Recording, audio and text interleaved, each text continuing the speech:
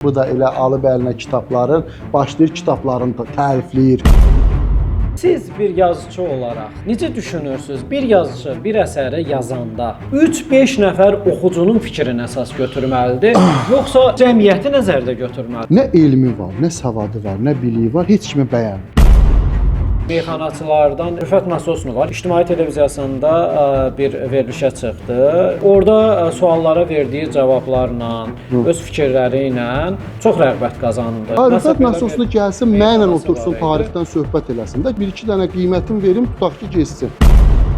Meyxanada primitivlikdən başqa bir şey görməyim. Baləli o vaxtı binədə ayaqqabı satırdı. Üçüncü kitabım inşallah çıxanda bir dənəsini imzalayıb verəcəm, Mehdi Masallıya hədiyyə verərsən.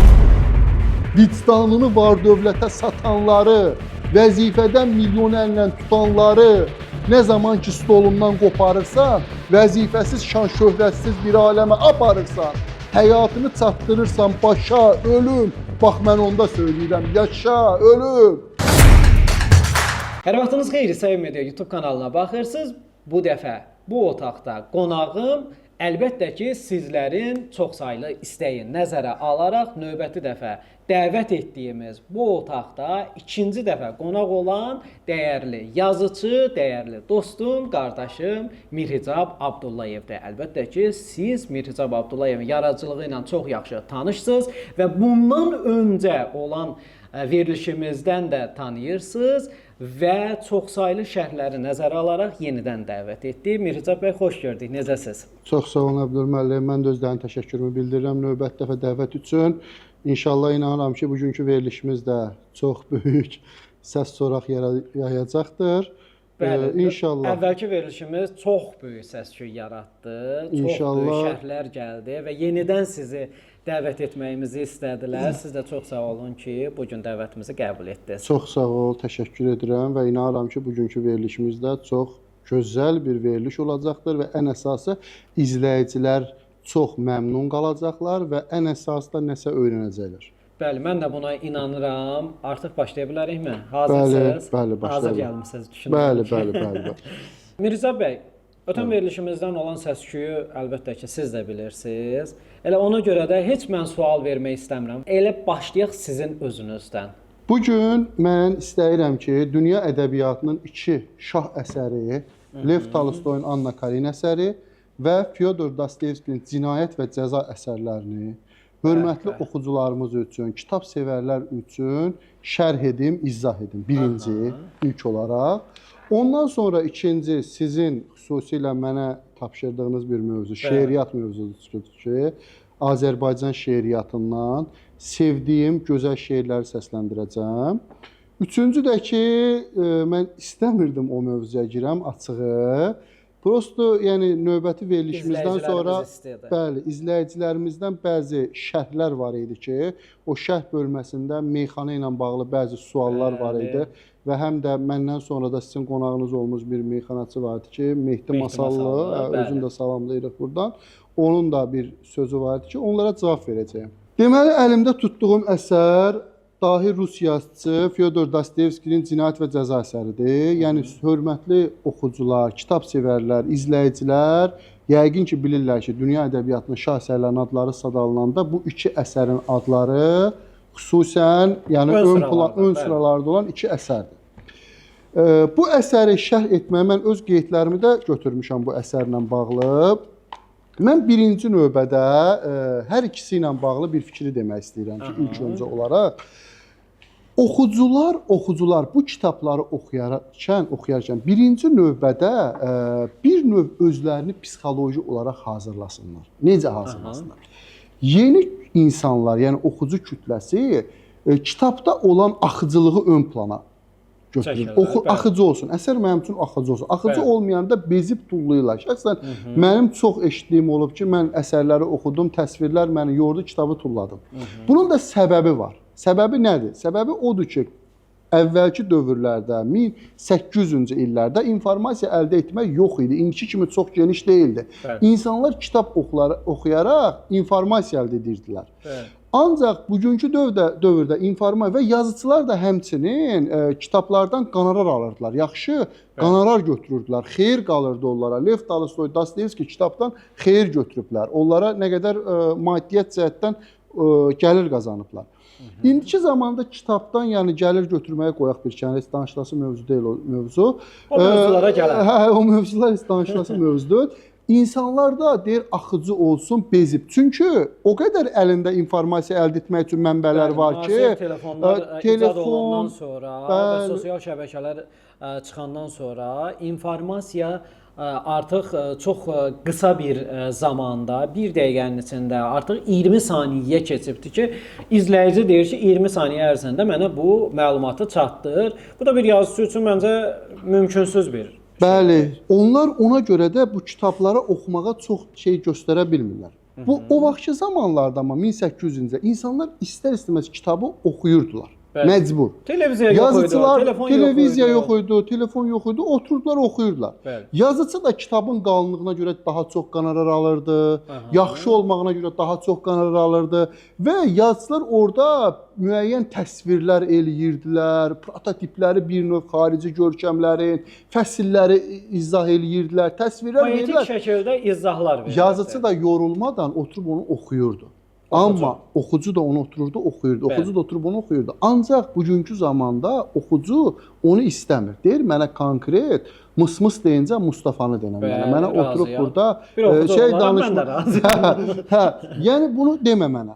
Ona görə də, yəni indiki zamanın oxucuları bu kitabları oxuyanda təsvirləri görən kimi bəzən bu kitabları əlindən qoyur kənara. Ancaq bu bir növ ona görə də deyirəm ki, psixoloji olaraq özünüzü rahatladın. Necə rahatladın? Deyin ki, mən bu kitabı Cinayət və Cəza əsərini oxuyacağam 2 aya. Tutaq ki, burada neçə vərəqdir? 600 vərəqdir, 700 vərəq. Hər günə 10 vərəq, 15 vərəq ayır, yorulmadan başda yavaş-yavaş oxuya, onu get axırına da burada çox dərin fikirlər səslənir. Bu minvalla da orada yazıçının nə demək istədiyini də artıq bəli və özü psixoloji olaraq oxucu hazırlasın ki, mən bunu oturum oxuyum. Biraz yəni yoruculuq ola bilər də. Yəni bizdən bugünkü gün üçün yoruculuq da. Bəzi kitab sevərlər üçün də oxucu deyil. Kitab sevər, kitab bloqeri üçün də yorucu olmaya bilər. Bəli. Ancaq çox kütlə üçün bilirəm, bezib qoyurlar kənara. Şəxsən mənə günlərin bir günü 600 bal toplayan bir tələbə qayıt dedi ki, mən Dostoyevskini 15 vərəq oxumuşdum, bir təpik qoydum, kitab çıxdı, getdi o üzə. Ona görə də bu kitabı oxuyarkən bir növ psixoloji hazır, mən gün 15 vərəq oxuyacağam. Amma diqqətlə oxuyacağam. Rahat şəkildə oxu, çox dərin mövzular var və çox şeylər öyrənəcəklər. İndi isə çox yormadan sizi keçək. Yəni qarşılarına bir çay, kofe, qəşəng qoysunlar. Xırda oxuyaq, 15 vərəq hər gün oxusunlar, axırına çıxsınlar. Cinayət və Cəza əsəri. Məşhur Cinayət və Cəza Fyodor Dostoyevski. Əsərin baş qəhrəmanı Raskolnikov. Tələbədir. Lakin bir növ fikirləşsinlər ki, oxucular tələbəlik elə bir ki, tələbəliyin dondurub. Maddiyyat cəhətdən vəziyyəti çox çətindir. Pul yoxdur, imkan yoxdur. Anasından pul gəlir buna, pul göndərir anası, bacısı və bu da öz tələbəliyin keçirdir və vəziyyəti və bəzən lazım olanda pula gedir sələmçidən pul götürür, neynir, nağayırır. Belə bir çətin vəziyyətdə olan bir tələbə təsəvvür etsin. İndi mən çox məlumat vermədən girəcəm, maraqlı nüansları qeyd edəcəm ki, oxucu üçün maraqlı olsun. Onu yaratmağa çalışacağam bir növ. Raskolnikov günlərin bir günü bir cinayət edir. Bu cinayətin də baş verməyinə dahi Fyodor Dostoyevski izah eləyir ki, səbəb nədir? Bu cinayətin baş verməsinin səbəbində əsas rol cəmiyyətin düşüncəsidir. Cəmiyyətdə həmin o sələmçi qadını, sələm götürdüyü qadını öldürür. Və həmin vaxt o cinayəti işlədən zamanda ondan asılı olmadan bacısı da gəlir onun yanına girir ki, bacısının orada elə bir gün onu da öldürür. Raskolnikov. Ancaq burada əsas məsələ yazıçının ifadə eləmək istədiyi odur ki, burada kimi hadisələrdə o Raskolnikova cəmiyyətin təsir mexanizmidir. Cəmiyyət bir növ deyir ki, bu sələmçi qadındır, bu gedəndə onu elə əslində cinayət eləmək özü bir növ elə əslində müsbətdir, sən böyük bir obrazsan, yaxşılıqdır. Elə əslində onu öldürmək cəmiyyəti güya bir bəladan xilas eləməkdir. Və bununla bağlı bir növ demək olar ki, Raskolnikov özü də danışanda deyir, orada deyir ki, özüm üçün etməmişəm. Deyir, mən bu cinayəti bəyəm özüm üçün etmişəm, mənim niyyətim özüm üçün deyil daxı. Yəni bunu qeyd edir özü ifadələrində Raskolnikov. Və bu cinayəti törədir. Bu deyir prinsip. Sonra özü o mənəvi, sonra başlayır bunun mənəvi istirabı. Raskolnikov orada mənəvi istirablar keçirdir və əsərin çox hissəsi bir cinayətkarın bir növ mənəvi psixologiyası və nə əziyyətlər çəkməsinə əsaslanır. Və bir növ deyirəm ki, bax Fyodor Dostoyevskinin Cinayət Cəzası olsun, Lev Tolstoyun Anna Karenina, bunlar ikisi də bu əsərlər cəmiyyətin inkişafında mühüm rol oynayan bir əsərlərdir. İkisi də mühüm rol oynayır. Anna Karenina əsərindən sonra kişilərə bir siqnal getdi ki, həyat yoldaşıma diqqət eləmək lazımdır. Anna Karenina əsərində onunla bağlı danışacağam, o şeylərə girməyək. Amma Cinayət və Cəza əsərindən sonra insanlara siqnal verilir ki, bir cinayətkar cinayəti işlədir və cinayətin mənəvi istirabını çəkir. O ölən öldü, çıxdı, getdi, qalan yaşaya-yaşaya ölür. Sanki yazıca bir mesaj götürür. Və cinayətkarlarda bir uzaq durun. Bəli, cinayətdən uzaq durun. O öldü, çıxdı, getdi, amma yaşaya-yaşaya sən ölürsən, əzab çəkirsən. Bunu bir növ deyir. Yəni cəmiyyətə bu siqnal da verir. Burada başqa çoxlu prototiplər var. İndi əsərdə çox girmək istəmirəm mövzuya, çünki oxucu üçün maraqsızlaşmasın da. Prosto onları həvəsləndirmək üçün o açıram müəyyən qədər ki, içinə girə bilsinlər. Burada bəzi, misal üçün, burada müstəntiq proferi var, müstəntiq. Raskolnikov cinayət istəyir və onun cinayəti açmaqdan ötürü işlər gedir. Müstəntiq də proferidir.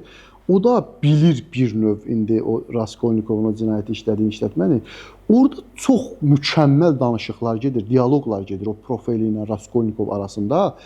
Mütləq, misal üçün, hüquq fakültəsini qutaranlar, Bakı Dövlət və hüquq ixtisası üzrə ixtisas alanlar mütləq şəkildə Cinayət və Cəzanı oxuyub, orada müstəntiqlə, profillə Raskolnikovun danışıqları mütləq şəkildə qavramağa çalışmalılar. Orada çox dərinlərə gedir. Bir cinayətkar nə hisslər keçirdir, bir müstəntiq onu tutmaqdan ötürü necə düşünür, bunların hamısını çox mükəmməl şəkildə izah edir.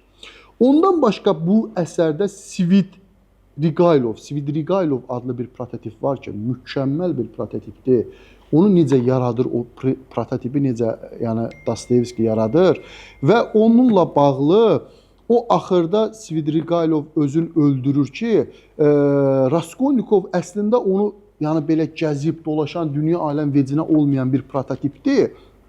Ancaq axırda Raskolnikov onu bəyənmirdi. Amma Raskolnikovun gücü çatıb eləyə bilmədiyini o eləyir. Nə eləyir, onu oxuyub özləri görərlər. Həmin prototip eləyir. Amma Raskolnikov onu bacara bilmirdi. Misal üçün. Ondan başqa burada, misal üçün, bir maraqlı səhnədə bir dənəsini danışım ki, Cinayət və Cəza əsərində. Burada Sonya var ki, Raskolnikovun sonradan bir-birlərinin sevdikləri bir prototip olur ki, Sonyanın atası Marmeladov, onun qızıdır. Marmeladovun ölüm səhnəsi var. Təsəvvür edin ki, yeyib içən Marmeladov bir zabitdir, yeyib içən, qutarıb indi pensiyaya çıxıb, qocalıb və bu həyatın bir növ əyyaş kimi keçirdir də, yeyir, içir küçələrdə, orada, burada. Bunu yıxılır, nəsə içir, yıxılır, həmin vaxtda at arabası gəlir, üstündən keçir, vəziyyəti pis olur, bunu gətirib evə uzadırlar bir növ Marmeladovu. Həmin səhnədə bunun arvadı, 3 uşağı da oturub pis olurlar, bunların da vəziyyətləri pisdir, ailə güzəranı çox pisdir, oturub baxırlar belə-belə, bu da ölüb, birazdan can verir, birazdan öləcək Marmeladov. Həmin babətdə keşiş gəlir, yəni bugünkü götürəndə bizim molla gəlir, girir içəri, baxır, biraz danışır, nəsə duazad eləyir, sonra gəlir, başlayır arvada, deyir ki, biraz səbirli olun, Allah bağışlayanda Allah sizə özü kömək olacaq, nə qayıracaq, Allah hər şeyi düzgün görəndir, bu şəkildə danışır.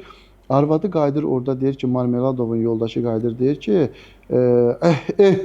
belə deyir, gözəldir, qəşəkdir, amma deyəsən bizə yox. Çünki vəziyyətimiz, güzaranımız, bir dənə bu da indi öldü, getdi, mən bu 3 dənə yetimlə neyniyəcəm? Keşiş qayıdır, deyir, elə deməyin xanım, elə deməyin. Allahın qəzəbinə düşələrsiniz, nə danışırsınız siz? Günahdır, bu günahdır. Deyir, günahdır, deyir, bu günah deyil, bu meyidi göstərir və bu 3 yetimi göstərir. Deyir, bu günah deyil. İndi bunu oxuyanlar burada dərin fəlsəfəni zadı başa düşərlər, oxuyarlar, görərlər, anlayır və bu günah deyil. Burada bundan başqa bir dənə Fyodor Dostoyevski adi insanla qeyri-adi insanın açıqlamasını verir Cinayət və Cəzada. Bunu da oxuyanda oxucular mütləq şəkildə oxusunlar və mən oxucuların çoxuna da məsləhət görürəm ki, Tiaspres nəşriyyatın Cinayət və Cəza əsərini çalışıb alıb oxusunlar. Burada çünki daha gözəl Fyodor Dostoyevski çox dərin yazdığı üçün onda nəşrdir, redaktordur, gərək mükəmməl olsun. Məsəl üçün bunu tapıb oxusalar tərcümədir, məsəl mükəmməl olsun. Bəli, oxusalar daha yaxşı olar bu əlimdə tutduğum əsəri. Məsəl üçün bu əsərdə Lujin obrazı var. Lujin obrazı da Raskolnikovun bacısı ilə nişanlanır və onu sevir. Sonra Sonya barədə, Sonya Raskolnikovun sonra istədiyi bir prototip olur ki, amma Sonyanın da həyatı tap maraqlı bir həyatda, onu oxuyanda, başda oxuyanda özləri görəcəklər oxucular. Orada bir gözəl Dostoyevski epizodda izah edir. Deyir ki, Sonya o qız və Raskolnikovun bacısı Dunya, onu da qısaldılmış Dunya kimi verirlər. Deyir, siz ikinizdə, iki qız barədə deyir ki, siz ikiniz də ailənizin gözəl güzaranda yaşaması üçün, ailənizin maddi vəziyyətinin yaxşılaşması üçün əziyyət çəkən iki mələksiniz, əziyyət çəkən iki qızlarsınız. İndi Sonya necə əziyyət çəkir, Dunya necə əziyyət, onu da oxuyanda oxucu özü çox gözəl şəkildə görər. Yəni iki qız haqqında verir ki, siz ikiniz də əziyyət çəkən qızlarsınız. Ondan başqa təsəvvür edin ki, Raskolnikovun burada mənəvi istirab çəkdiyi bir saniyə var ki, orada o sələmçi qadını öldürəndə onun bacısı da gəlir, təsəvvür edin ki, həmin səhnədə təsadüfən Raskolnikov məcbur qalır, onu da öldürür və həmin o amma çox gözəl bir qadındır, pis qadın deyil də o bacısı. O əslində o sələmçi qadın öz bacısına da əziyyət verir, onun da şey eləyir, ona da əziyyətlər verən bir pis mənfi prototipdir. Onun bacısı ilə də Sonya dost olur. Hadisələr cərəyan eləyəndə Sonya ilə gəlib Raskolnikov söhbət eləyəndə Sonya qayıdır onun ölümündən danışır. O padruq olubdu. O qızın deyir o gözəl insan idi. O fağırla deyir oturub biz həmişə məsləhətləşirdik. İncildən bəzi şeyləri oxuyurduq birlikdə, müzakirələr eləyirdik. Necə onun əli gəlib onu öldürdü kiminsə. Raskolnikov təsəvvür edir, Raskolnikov cinayətkar da özüdür də. Raskolnikov özüdür. Bir növündə özünüz fikirləşin ki, necə mənəvi istirab keçirdir Raskolnikov ki, əslində yəni onu öldürmək fikri də yox idi. Yəni bu şeyləri mən indi qısa-qısa deyirəm. Bunları dahi yazıcı Fyodor Dostoyevski çox mükəmməl şəkildə izah edirdi əsərində. Bu əsər dahi yazıcı Lev Tolstoyun Anna Karenina əsəridir. Bu əsər bir növ bugünkü cəmiyyətimizdə bizdə insanlar bu əsəri bir növ Annanın xəyanəti gözü ilə baxırlar ki, Anna Karenina xəyanət elədi və bu xəyanətdir, belədir. İndi mən sual verirəm.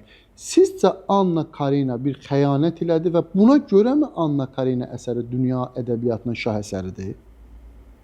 Burada Anna Kareninadan başqa Levin obrazı var ki, Lev Tolstoy orada bir növ öz prototipini yaradır. Və burada bir izah eləyir Lev Tolstoy ki, özü haqqında. Orada dərin mövzular var. Bəzi oxucuları yorur bu. Ki, Levin obrazı məni yordu. Amma Levin obrazı burada təsəvvür ki, mənim əks kütüblərin dostluğu əsərimdə mən verirəmsə dələduzluqlardan, Anna Karenina əsərində Levin obrazında Lev Tolstoy orada torpaq dələduzları barədə danışır. İzah eləyir orada torpaq dələduzlarından, söhbət açır. Onu təsəvvür neçə il, 150 il, 200 il bundan qabaq Lev Tolstoy izah eləyir. Amma bugünkü indi mən biz cəmiyyətimizdə olan dələduzluqları açmışam əks kütüblərdə. Amma bunu da oxusalar nə şeylər öyrənərlər də, yəni nə qədər şeylər öyrənirlər Anna Karenina əsərində. Anna Karenina əsəri belə başlayır. Bir növ oxucuya maraq, yenə də deyirəm, burada Levin obrazı sizləri yora bilər. Qabağınıza kofe qoyun, çay qoyun, qabağınıza deyin ki, mən 15 gün, 15 səhifə oxuyacam, yenə oxuyun. Amma səbrinizi basın, oxuyun. Anna Karenina elə bir əsərin sonunda görür çox adam, əsər başqa yerdən başlayır. Orada Anna Karenina bir 20 yaşında, 19 yaşında orada kübar cəmiyyət var. Rusiyada kübar cəmiyyət var. Yəni bizim bugünkü dillə deyəndə nazirlər, icra başçılarının böyüklərin olduğu bir cəmiyyət, elit səviyyənin olduğu bir cəmiyyət. Kübar cəmiyyət. Burada da hadisələr kübar cəmiyyətdə cərəyan eləyir. Anna Karenada kübar cəmiyyət. Kübar cəmiyyətdə Anna 19-20 yaşında olanda bunu günlərin bir günü xalası, deyəsən səhv eləmirəmsə xalasıdır, gətirir tanış eləyir indiki yoldaşı ilə, özündən 19 yaş böyük, 18 yaş böyük bir kişi ilə, Lannanın da 20 yaşı var və bunları evləndirir. Evlənirlər, bir 8 il, 9 il ailə həyatı olur, bir oğlanları dünyaya gəlir, oğlanları olur və həyat da bu şəkildə davam edir. Günlərin bir günü Annanın qarşısına Vronski deyilən bir Daha cavan sevdiyi bir cavan, daha cavan, bəli, Annadan cavan olan bir oğlan çıxır. Bəli. Bu oğlanla eşq həyatı yaşayır və burada xəyanət, nə hadisələr cərəyan edir. Burada yazısını çatdırmaq istədiyi əsas mesaj. Bax, cinayət və cəzada bir cinayətkarın mənəvi istirabını izah edirsə Dostoyevski və cinayətdən uzaq olmağa səsləyirsə, Anna Karina da bir qadının keçirdiyi hissləri izah edir. Kişilərə çatdırır ki, ay kişilər, qadın kişi kimi düşünmür. Qadının həyata baxış bucağı fərqlidir, kişininki fərqlidir. Bunlar ayrı-ayrı şeylərdir. Qadın nə istəyir? Qadın diqqət istəyir. Diqqət.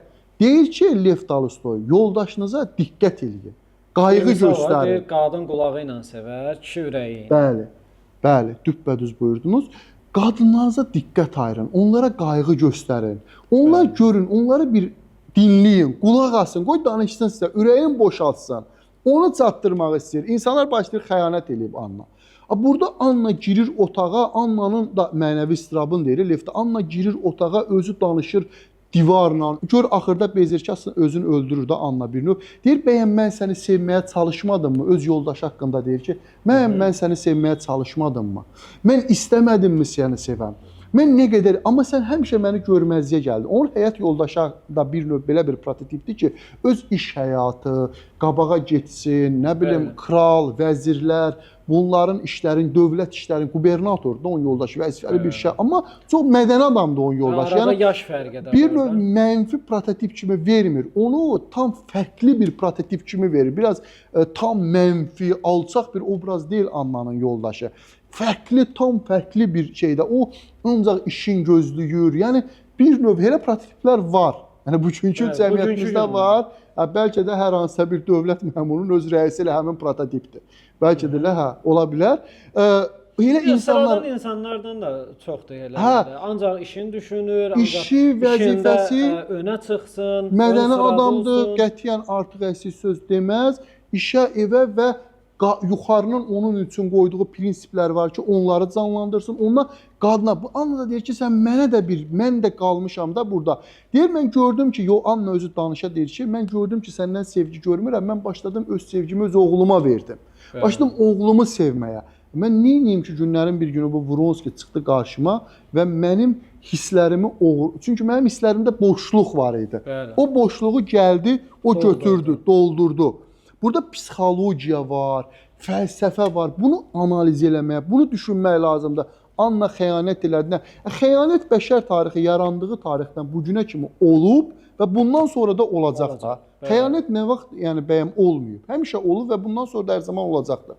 Məsələ bu xəyanətin içində dərinliyi tutmaqdır. Niyə edir, nə üçün edir, nə səbəbə edir? Anna da qadir axırda gəldi Vronski və bu boşluğu doldurdu. Deyir, mən Allah deyiləm, mən qadınam Anna deyir. Mən də insanam, mənim də ürəyim var. Mən neyniyim? Yəni bunları bir növ izah elə, bu dərinliyi tutmalıdır insanlar. Və cəmiyyətə Anna Karina'dan sonra Rusiya həmin 1800-cü ildə Rusiya cəmiyyətində demək olar ki, boşanmaların, nə bilim, problemlərin sayı azalır. Azalır. Niyə? Kişilərə siqnal verir, deyir, gedin oxuyun o kitabı, baxın, görün. Yəni, qadına diqqət ayırmaq lazımdır. Yoxsa Anna Karina xəyanət elədi, Anna pis qadındır, Anna belədir. O, ola bilər, sənin düşüncən bəli, ola bilər, lap belə, misal üçün, məşhur türk professoru Cəlal Şəngür də deyir ki, mən Annanın elədiyi hərəkəti bəyənmirəm. Bəli. Amma burada yəni dərinlikləri tut da, yəni oxucu ona gir, yəni orada fəlsəfəni tutmaq lazımdır. Elə xəyanətə görə o dünya ədəbiyyatının şahesəri olmur ki, orada incə məqamlar var. Yazıçının nə demək istədiyi, alt məqamlar. Bəli, onları tut. Bəli, mən də misal üçün qəbul eləməyə bilərəm o xəyanəti.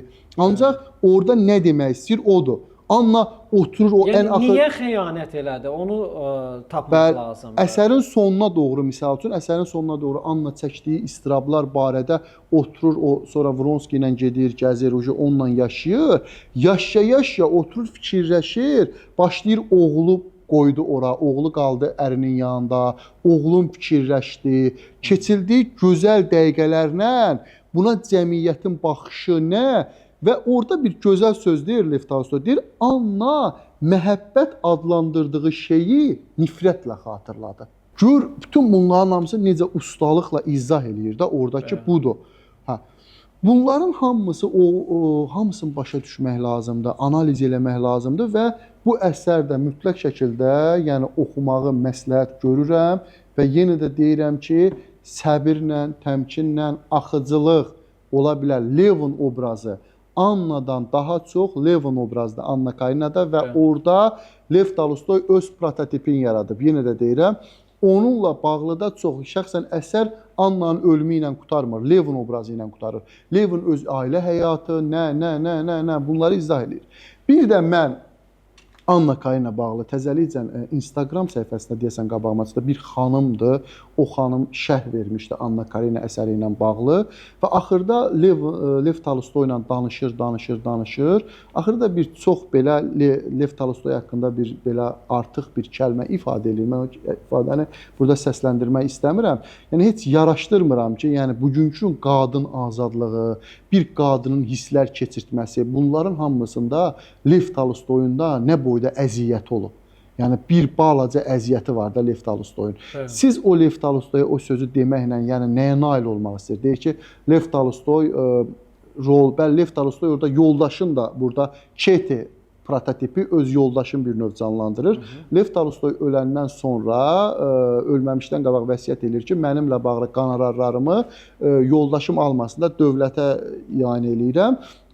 Onunla bağlı deyir ki, amma əziyyət çəkib. Bunun yoldaşı, bunun bütün redaktəsini yoldaş eləyib, gözləri kör ola, o Lev Tolstoyun yoldaşı da onun bütün kitablarının düzəliş olmağında əziyyət çəkib. Niyə görə deyir bu qadın əziyyət çəkib, niyə görə sən buna vermirsən? Mən demək istəyirəm ki, dahi yazıçılar, dahi söz ustaları həmişə cəmiyyəti düşünür, insanları düşünürlər birinci.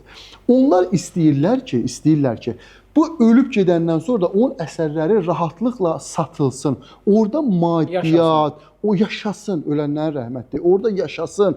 Orada kimlərsə maddiyyat məsələsinə görə o əsərlərin insanlara çatmağına maneçilik öyrətməsin. Evet. Lev Tolstoy onu istəyərək deyir ki, orada olsun. Çünki onlar ölümdən sonraki həyatı, bizləri düşünür. Lev Tolstoy 200 il bundan qabaq bizləri düşünür. Başa düşürsünüz? Belə bir qərar verə bilər. Siz bunu gətirib artıq bir ifadə işlətməklə, nəsə deməklə, yəni nəyə nail olursunuz? Yəni heç yaraşdırmadım ki, yəni o ifadəni Lev Tolstoy haqqında orada ifadə elədi. Bir də şeiriyyatla və hekayə, romanla bağlı bir fikir ifadə eləmək istəyirəm ki, şeiriyyatın keçmişi lap qədimlərə dayanır. Şeiriyyat lap qədim.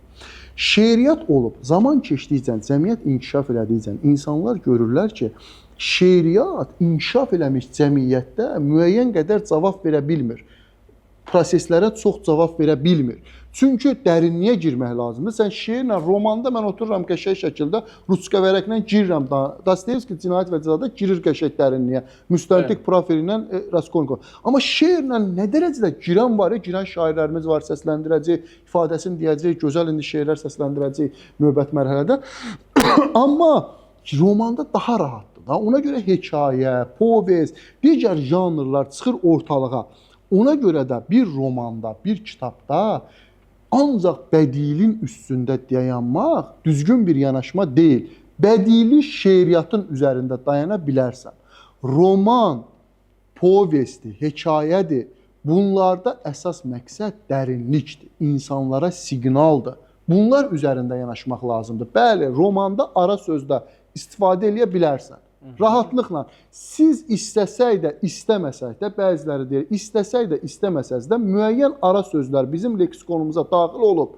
Nətər ki, 100 il bundan əvvəlki fars sözləri, ərəb sözləri bizim leksikonumuza daxil olub. Bugünkü gün rus sözləri, yavaş-yavaş ingilis sözləri və türk sözləri bizim dialektimizə daxil olub. Biz qəbul eləməsək də, Bu həqiqətdir ki, daxil olub. Siz bir yazıcı olaraq necə düşünürsüz? Bir yazıcı bir əsəri yazanda 3-5 nəfər oxucunun fikrini əsas götürməlidir, yoxsa ümumi belə deyək də toplumu, cəmiyyəti nəzərdə götürməlidir? Əlbəttə ki, toplumu. Yəni bir yazıcı, hər bir yazıcı birinci növbədə öz millətinin yazıcıdır. Mən cəmiyyətə nə verirəm düşünməlidir. Mən cəmiyyətə nə verirəm?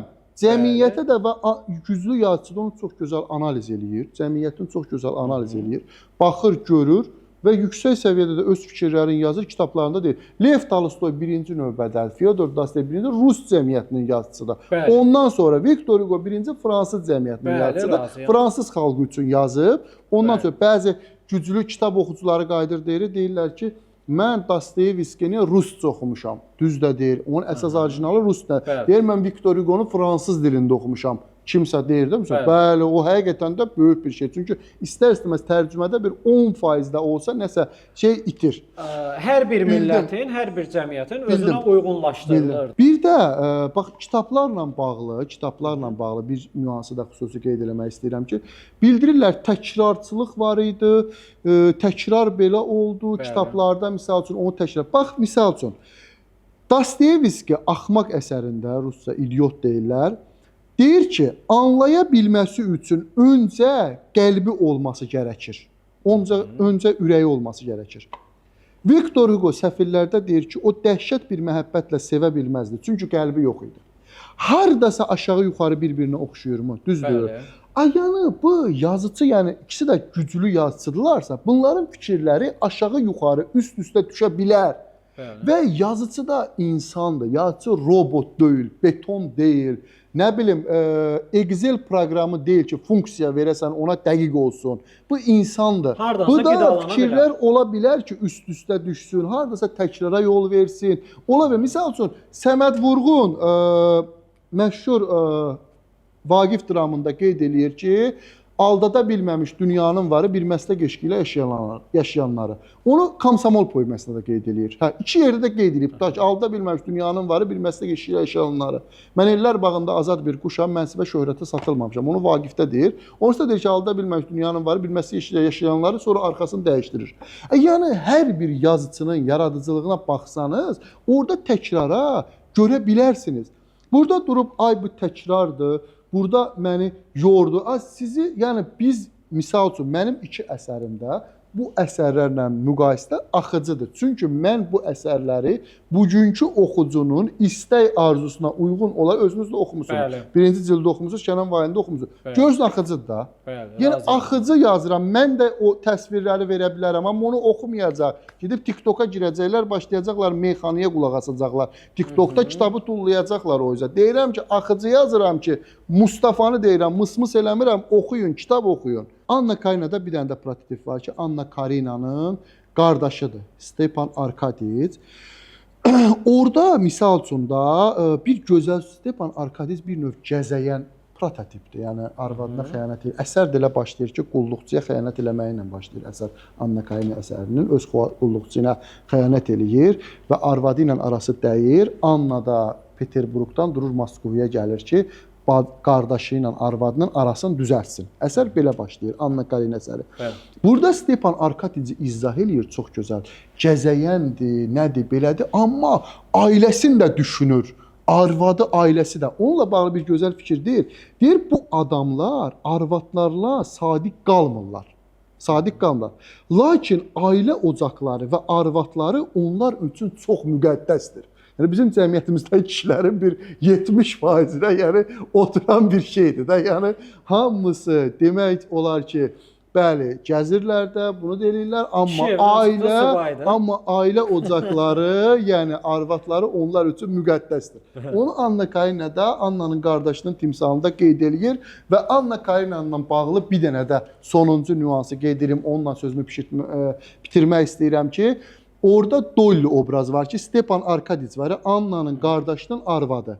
Annanın qardaşının arvadının yanına gedən, Anna gəlir, o ərindən ayrılır, problemlər, zadlar, aləm dəyər bir-birinə, əsərin axırlarına doğru Anna gəlir, qonşu bir kənd olur ki, orada başlayır yaşamağa, Vronskinin sevgilisi ilə bir yerdə və bu qardaşının arvadı da eşidir ki, Anna oradadır, gəlir ona baş çəkməyə. O gələndə baş çəkməyə yol gəlir faytonla, gələndə orada gözəl bir epizodu izah edir. Çox dərin bir fəlsəfi nüans var orada. Gələndə yolda bir qadınla rastlaşır, 20 yaşlarında bir qadındır. Bu yaşlı bir kişi ilə evlənib, bir uşağı olub, uşağı da ölüb. Gəlinlərinə qayıdır, deyir ki, Dolya deyir qız ki, evləndim bir dənə kişi ilə, bir dənə uşağım oldu, uşaq da öldü, vəsə çıxdı getdi. Bu qalb evlə fikir edir, uşağın öləndə pis oldun, Dolya deyir. Qadın qayıdır, deyir ki, yox, nəyə pis oldum, rəhmətə getdi də, onsa yaşlı kişidən olmuşdu, yaşlı kişinin də nəvələri var, nə qədər də ailələri var, nəyi var.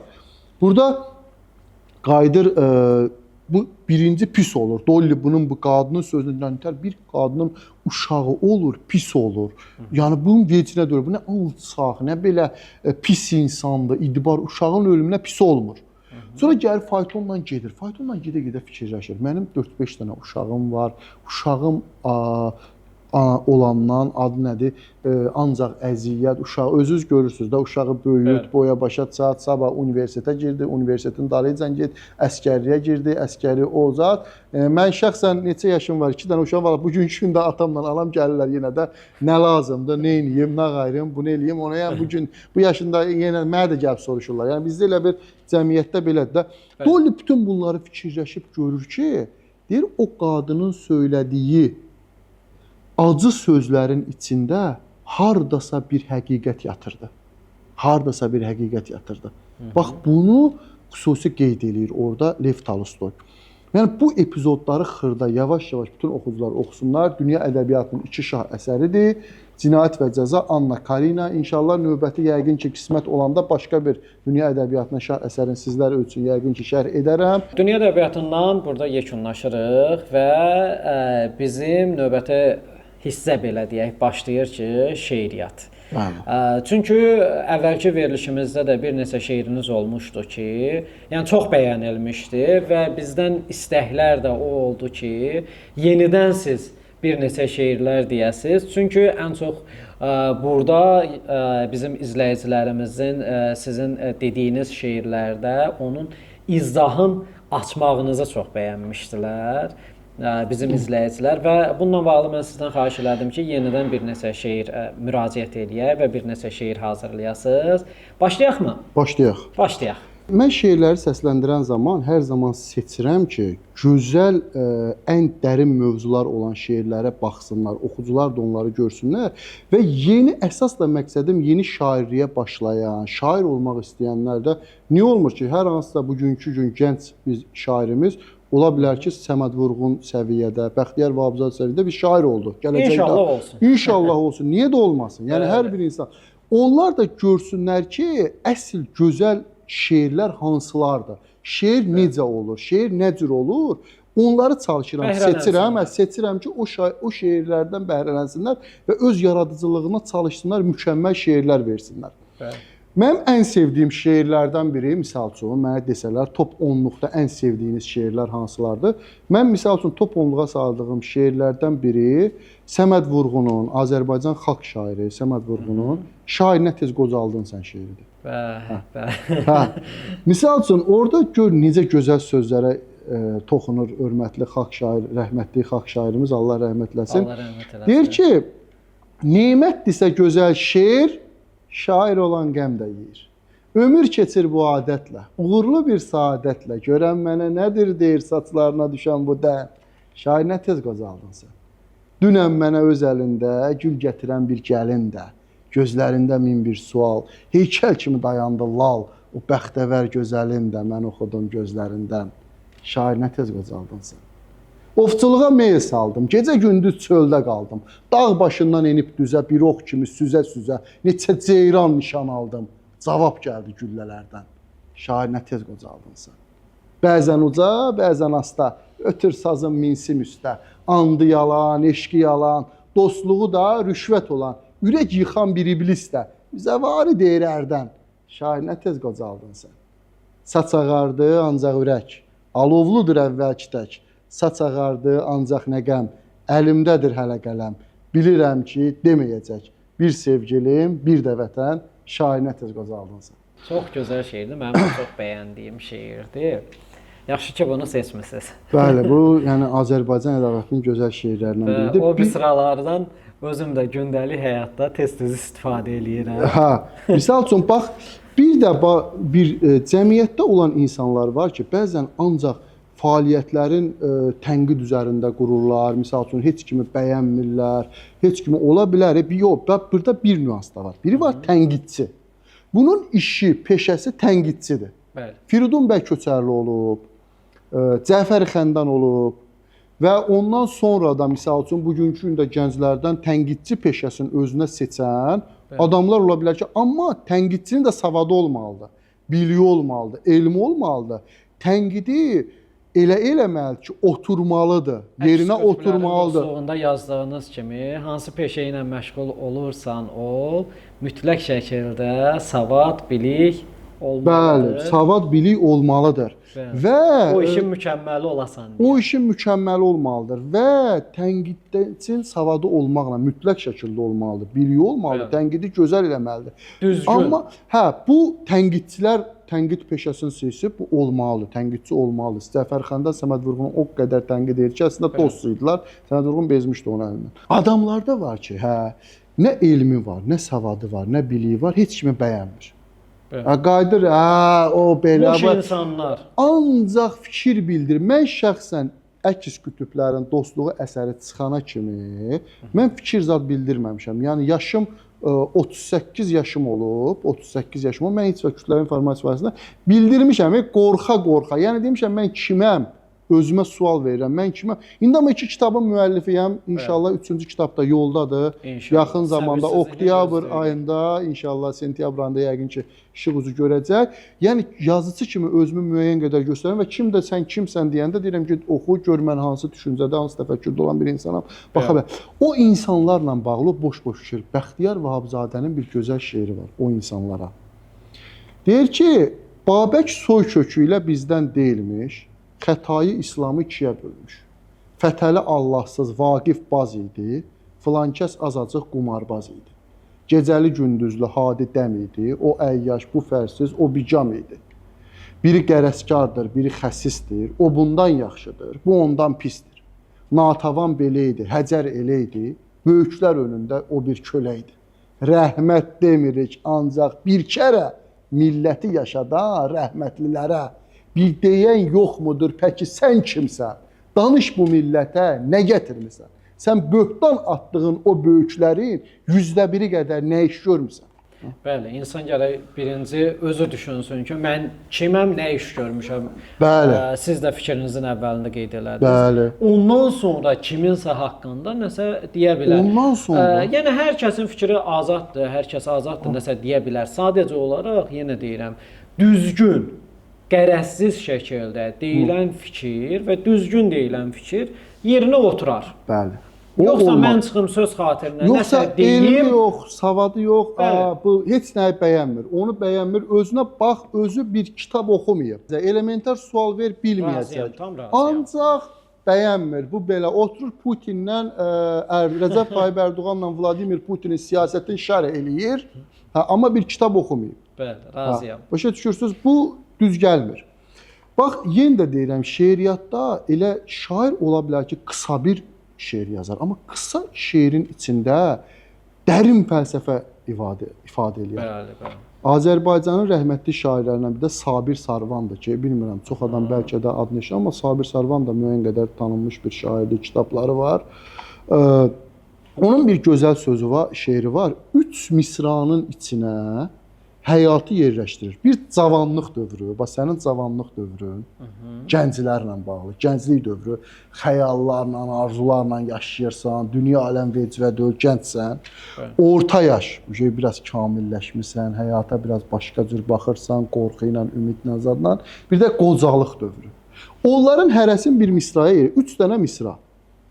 Gəncliklə bağlı deyir ki, vaxt var idi, çarpışırdıq fələklə, gündüz idi, gecə idi, mən idim. 3 dost olub dolaşırdıq göyləri. Arzu idi, xəyal idi, mən idim. Gənclik. Yaz sovuşdu, payız girdi araya, ruhumuzu düçar etdi sarıya. Çaşıb qaldıq yol çatanda yarıya. Qorxu idi, ümid idi, mən idim. Nə gəzəsən sonan odda ocaqda, keçən keçdi, qalan qaldı uzaqda. Bir də gördü güçümüz yotaqda. Həyat idi, ölüm idi, mən idim. 3 misranın içinə həyatı yerləşdirir. İnsan ömrünü yerləşdirir. Bax, şair budur, misralar budur. Yəni, bunları çalışmaq lazımdır ki, deyəsiz.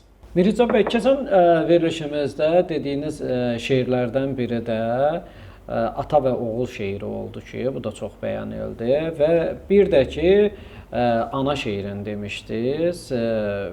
Bu da çox bəyənildi, çox danışıldı, çox müzakirə olundu və bu dəfə bizdən istənilən mövzulardan biri də ata ilə bağlı bir şeir deməyinizdir. Ata ilə bağlı da, yəni gözəl şeirlər var şairlərimizin. Bax, misal üçün bəzən deyirlər ki, gənc şairlərimizdən də hansısa bir gənc şairlərimizi də həvəsləndirmək kimi olsun və yaxud onların daha da motivasiya vermək üçün. Məsələn, günlərin bir günü Facebookda mənim qarşıma bir ata ilə bağlı şeir çıxdı. Çox xoşum gəldi. O şeiri ilə həmən dəqiqədə əzbərlədim. Müəllifi Yasin adlı bir adam idi. Deyəsən, ata ilə bağlı gözəl bir demişdi. Misal üçün deyirdi ki, qoy onun şeirini deyək ki, biraz motivasiya olsun da gənc şairlərə də. Deyir, ata 3 hərfli böyük dünyadır. Özü olmasa da adı silinməz. Baxma, ən müqəddəs insan anadır.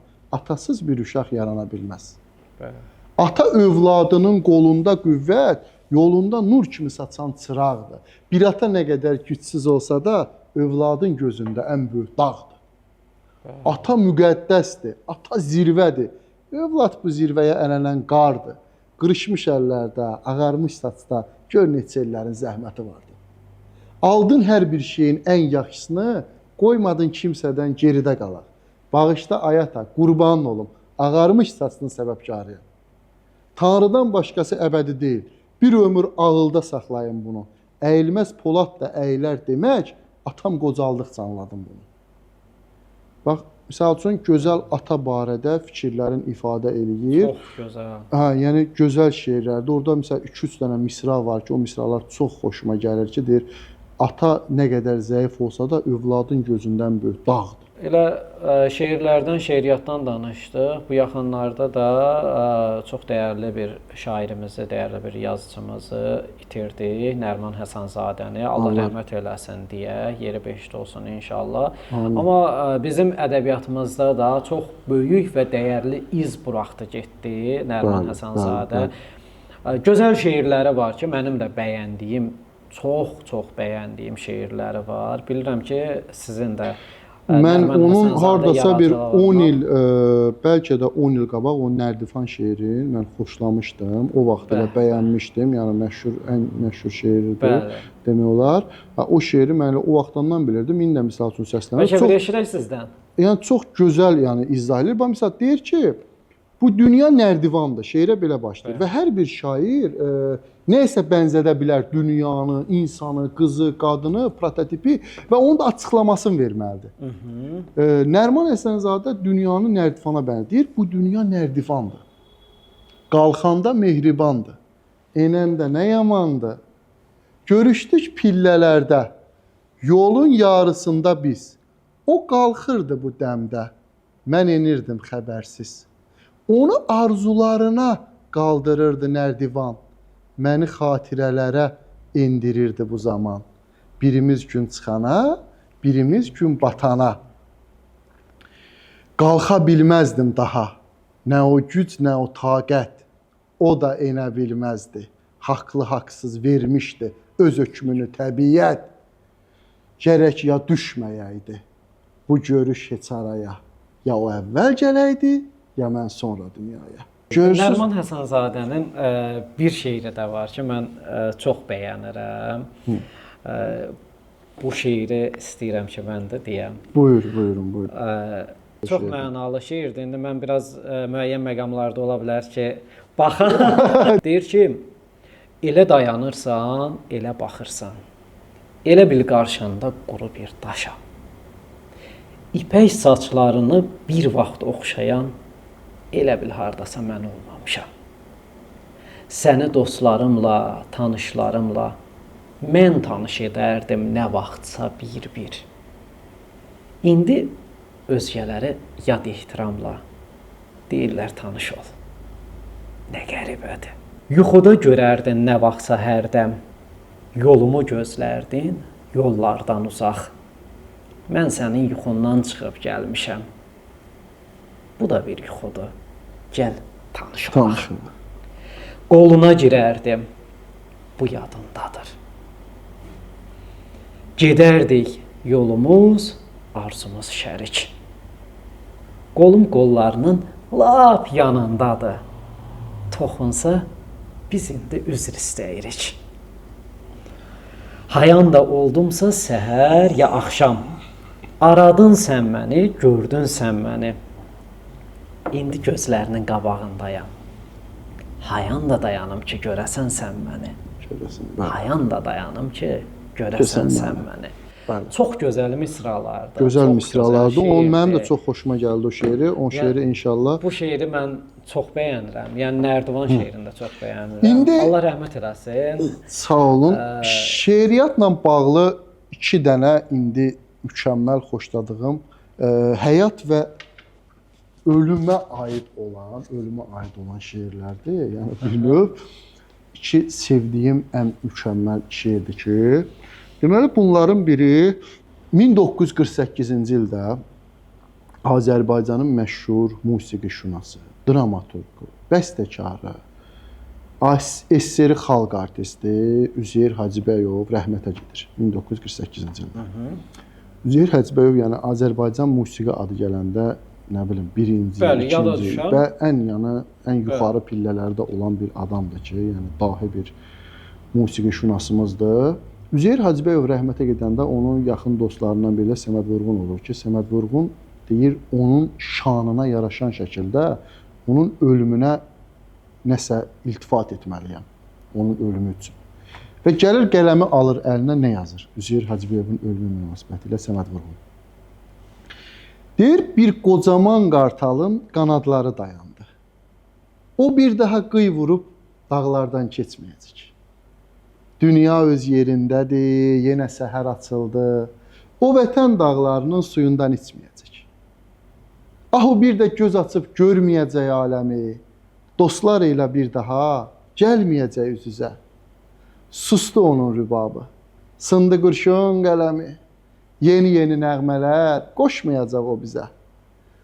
Budur, baxır üzümə, baxır sənətkar gözü. Deyir, gülür, danışır, nəfəs alır Üzeyir. Süzülür qəlb evimə, onun ərodlu sözü, rubabının səsində qanad açır min şeir. O sabah da bizimlə addımlayır yanaşı. Koroğludan oxuyur yenə zəfər ordumuz. Ey Füzuli şeirinin bir bəstəkar qardaşı, şöhrət tapdı adınla bizim ana yurdumuz. Ölüm sevinməsin qoy, ömrünü vermir bada, el qədrini canından daim əziz tutanlar. Şirin bir xatirə tək qalacaqdır dünyada, sevərək yaşayanlar, sevilərək ölənlər. Mən bu kiçik şeirimi yazıram göz yaşımla, çünki vidalaşıram bir ürək sirdaşımla. Necə gözəl deyib, necə gözəl vəsf eləyibdir bir dahi şəxsiyyətin ölümün. Ölümlə bağlı növbəti şeirimizdə, sonuncu şeirimi də sizlərin timsalında yenə Azərbaycan xalq şairi rəhmətli Cabir Novruzun Yoldaş ölüm şeiri. Cabir Novruz sanki bir növ ölümlə danışır. Yoldaş ölüm. Elə bir ki, ölümlə diyaloqu gedir. Şeir bir növ belədir. Cabir Novruz ölümə elədiyi şeylər danışır. Onu həm səhvlərin deyir, həm onu mət eləyir. Belə başlayır şeirə. Yoldaş ölüm. Hamı bilirsən, çox evlər uçurmusan. Milyonları bu dünyadan vaxtlı-vaxtsız köçürmüsən. Qəhrəmanlar aparmısan. Bu aləmdə yoxdur tayı. Yer altında olanların yer üstündən çoxdur sayı. Sinələrə çarın çarpaz dağlar qoyub. Anaları, bacıları ağlar qoyub. Sən dahilər susturmusan millətlərin iftixarı. Susturmusan varları, kasıbları, qoymayırsan göz açmağa adamı sən. Uşaq idim, bir gün aldın əllərimdən atamı sən. Söylə azmı fitnələri dəf etdilər əlinlə. Mənim qaynar müşfiqimi məhv etdilər əlinlə. Sən gələndə gündüz olur, gecə olur, bəşər cansız vücudunun qarşısında cücə olur. Sən Əzrail nəfəslisən, sən cəhənnəm qoxulusan, sən tüfəngdən, sən bombadan, sən atomdan qorxulusan. Aparsan da bu dünyadan bizi bir-bir, nə gizlədim? Bəzən səndən xoşum gəlir. Ölümə deyir, nə zaman ki, bir alçaqdan, bir xəbisdən, gərəksizdən, diləksizdən, ürəksizdən bac alırsan, bax o zaman gözlərimdə ucalırsan. Vicdanını var dövlətə satanları, vəzifədən milyon əllə tutanları, nə zaman ki stolundan qoparırsan, vəzifəsiz, şan şöhrətsiz bir aləmə aparırsan, həyatını çatdırırsan başa, ölüm, bax mən onda söyləyirəm, yaşa, ölüm. Qabağında dəmir nədir, qaya nədir, polad nədir, dövlət nədir, ordu nədir, əmir nədir? Əlindədir top dağıtmaz saraylarına çarları, sən məhv etdin Çingizləri, Batıları, Qacarları. Adolf Hitler o alçağın üzərinə atılanda, quzğun kimi sinəsində oturanda görünsəydin gözəgər, yürərdim qabağıma, yıxılardım ayağıma. Bu aləmə carsan ölüm, hamı üçün varsan ölüm. Nə zaman ki hiss elədin insanlara gərəksizəm, duyğusuzam, ilhamsızam, ürəksizəm. Bu həyatda tap al məni, min yol xahiş edirəm, apar məni. Çox gözəl, heç eşitməmişdim bu şeiri amma. Çox xoşum gəldi. Mircab bəy, ötən verilişimizdə, elə hər başlayanda deyirəm ötən verilişimizdə, çünki bu veriliş bir növ ötən verilişin davamı kimidir. Elə nəzərə alaq. Ötən verilişimizdə meyxana mövzusuna toxunmuşdunuz ki, bu mövzu əslində bir mənalı qarşılanmadı. Burada sizin fikirləri bəyənənlər də oldu, bəyənməyənlər də çox oldu əlbəttə ki. Sizin bu fikirlərinizlə bağlı bizim meyxanaçı dostumuz Mehdi Masallı qonağımız olmuşdu. Mehdi Masallının da fikirləri var idi bu mövzularla bağlı. İstəyirəm ki, bu mövzularda, meyxana mövzusunda, hansı ki siz özünüz də yəqin ki, şərhlərdə də baxmısınız. Bax, sizin fikirlərinizi tərifləyənlər də çox oldu, amma Mehdi Masallının da sizlə bağlı fikirləri oldu. Bunları danışarıq. Bu mövzularda sizin düşüncəniz nədir? Bax, mən yenə də deyirəm, bu əsərlərlə bağlı deyəsən, verilişdə Mehdi Masallı da deyəsən demişdi ki, bir yazıcı öz əsərlərindən danışsın. Yenə də deyirəm, mən əsərlərimlə oturub danışıb, tərifləyim. Qaydacaqlar ki, bu da elə alıb əlinə kitabların, başlayır kitablarını da tərifləyir. Ona görə də gətirdim dünya ədəbiyyatının ki, şah əsərin şərh elədim ki, yəni axıcılıqda düzdür bu kitablardır. Kitablarımla da bağlı Instagram səhifəmdə, yəni bütün oxucular sağ olsun, hər birinə kitab blogerlərinə öz dərin təşəkkürümü bildirirəm. Hamısına həqiqətən də oxuyurlar, fikirlərini bildirirlər, video çəkənlər də var. Onlar hamısı və girib orada rəylərə baxa bilərsiniz, tənqid edənlər də var, xoşlamayanlar da var, istəyənlər də var. Bu da normaldır. Öyrənə bilərlər. Mən ona görə öz kitablarımı tərifləmirəm. Yəni istəm, çünki deyəcəklər bu da elə öz kitabını tərif. Ona görə danışmıram öz kitabım haqqında. Meyxana ilə bağlı mövzuda keçən dəfə məncə çox sualları biz orada cavablandırdıq meyxana. Sadəcə olaraq mən burada demək istədiyim budur ki, TikTokda da əsasən çoxu yazmışdılar ki, bir rəy yazırdılar ki, deyə bilərsən, meyxana, yəni misal üçün da, yəni Allah rəhmət eləsin, rəhmətli Məşəd Baba sözünü deyib də. Məşəd Baba da Allah rəhmət eləsin, verilişlərin birində hardasa orada var ki, YouTube'da deyib ki, deyə bilərsən, meyxana, axmağın biri axmaq, heç bir kuplet deyə bilmirsən. Bunun indi çoxu tutur xiridarlar orada yazır ki, deyə bilərsən, qardaş, yanında meyxana bunun üzərindən gedirlər. Qardaş, meyxana deyə bilmək nədir? Çox adam bilmir ki, deyə bilmək. Məsələn, rəhmətli Məşəd Babanın, indiki sağ olan Mahir Zürətin qəzəlləri var ki, mən desən o qəzəllər kimi yaza bilərsən, deyirəm, bəlkə yaza bilmərəm, çətindir. O qəzəlləri yazmaq, onun ahuzar qəzəl, onlar gözəldir. Amma gəl ki, sən meyxana demək, valla primitiv bir şeydir da. Yəni, meyxanada primitivlikdən başqa bir şey görmək. Meyxana nədir? İşte, indi deyilmək. Meyxana birinci deyən meyxanaçı meyxananı aşağıdan əvvələ doğru fikirləşir və meyxananın da bütün canı qafiyədədir. Qafiyədə.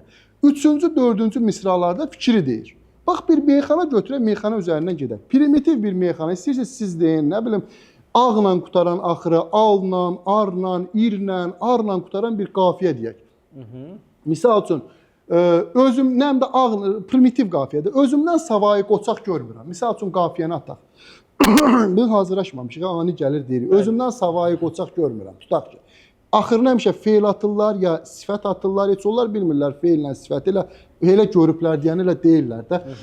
Görmürəm, edərəm, bilərəm, seçirəm, belə sözləri atırlar. Qafiyəni də bir dənə isimlə tuturlar. Çıxır gedirdən və yaxud hər hansısa retki bəzən də feiləzdə keçirlər qafiyədə.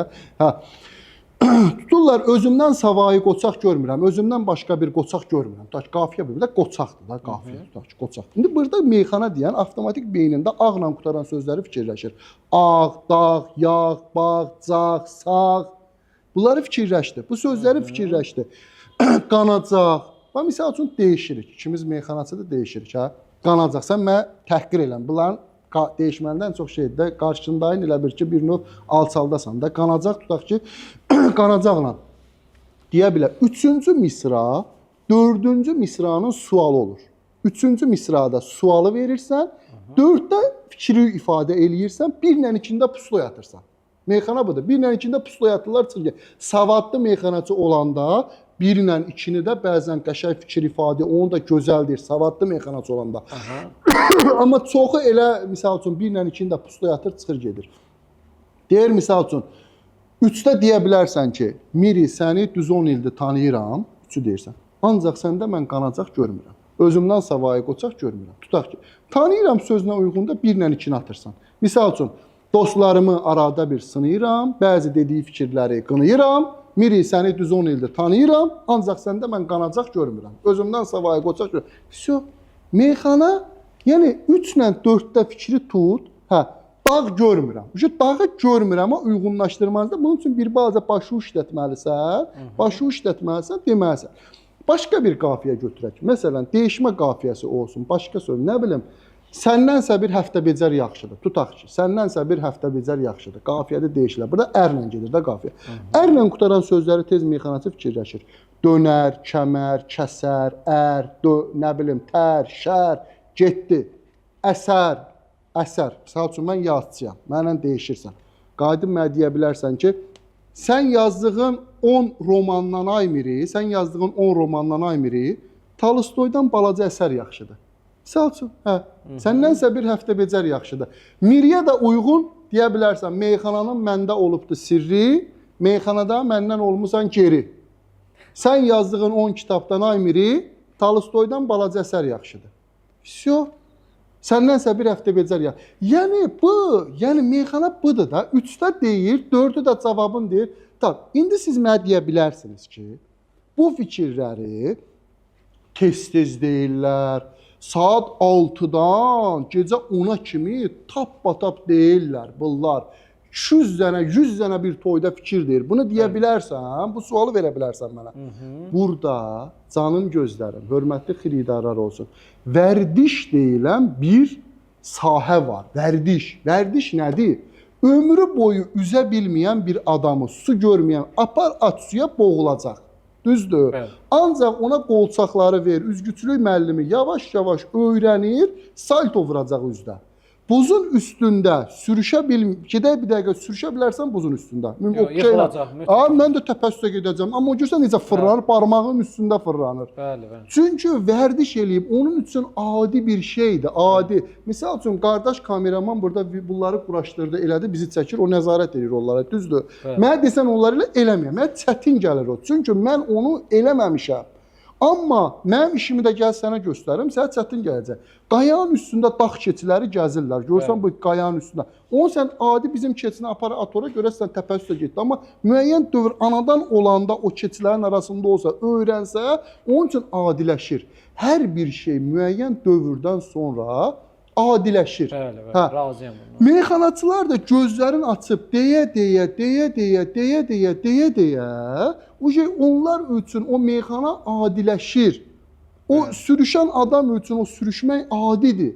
Meyxanaçı misal üçün Mehdi Masallını gətir bura, desin buna bir işığa bir qafiyə desin, ona bir şeir desin, buna bir şeir desin, mənə məzələnsin bir şeir desin, sənə bir şeir desin. Rahatlıqla. Çünki onun üçün adi bir şeydir o. Baləli o vaxtı binədə ayaqqabı satırdı. Mənim o Füzuli olub o müdürü, mənim dostum idi.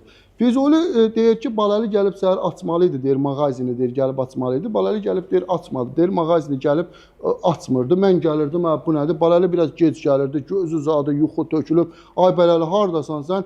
Gecə məclis var idi, saat 6-ya kimi məclisdə olmuşuq, Quran haqqı belə. Deyirdi ki, qardaş, gəl bu mağazanı açsam və deyirdi, Füzuli, mən vaxt gələcək tanınmış məşhur meyxanaçı olacam. Onda görərsən, sən mənə bu sözü belə deyə bilmərsən.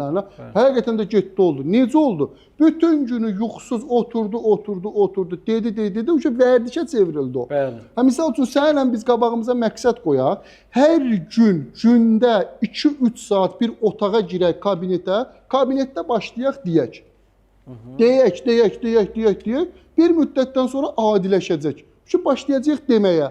Məsələn, kimsə meyxanaya başlamaq istəyirsə, de, o danışanda, dili öyrənəndə deyir, danış, qorxma, utanma, danış, öyrənəsən, danış, sonra da danış. Kim ki utanır, sonra danışa bilmir.